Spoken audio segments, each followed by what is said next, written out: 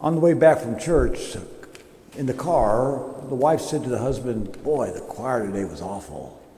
Just terrible." And the husband said to the wife, "Yeah," and the preacher he just missed the point. And the little kid in the back row said, "What do you want for $1?"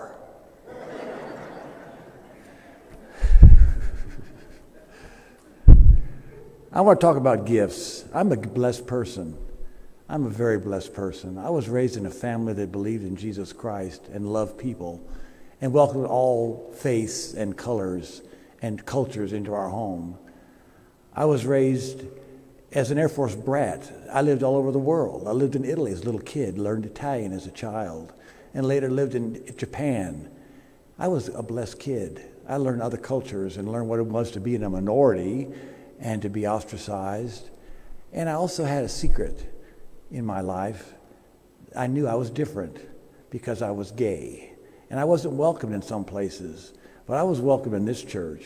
I was welcome. The first visit I ever made to this church was right back there in that foyer. I had found out the day before that I was HIV positive, and I learned that there was an HIV support group that met here at this church, sponsored by New Mexico AIDS Services. And so I came to that meeting, and I was filled with the presence of other guys and a couple of women too who are dealing with this disease, and I felt hopeful and uplifted because of their testimony and their gift to me that, you know what, this is something you can live with and not die from. I was blessed in other ways by this welcoming and confirming congregation. Before it became welcoming and confirming congregation, it was that, very much so.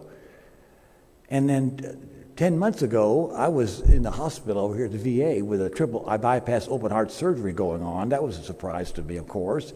And I was given the gift of life again, hello. So here I am, a gifted person, a blessed person. And for that reason, I am happy to give to this church. When I was in seminary, my professor of ethics said, "Here's how to handle your money." He said, "Save 10% of what you make. Give 10% of what you make, and the rest spend with glee." And it's worked for me. It really has. I didn't give 10% right off the bat. I learned how to percentage giving. I worked out with 2%, 3%, added that, and finally I now give 10% of my income. Sometimes more, because I have been blessed. I know you have been blessed too, and you show it on your faces and your generosity. And I pray that you will increase in your giving to support this church and its ministry. Not only here, but throughout the world. We are a blessed congregation.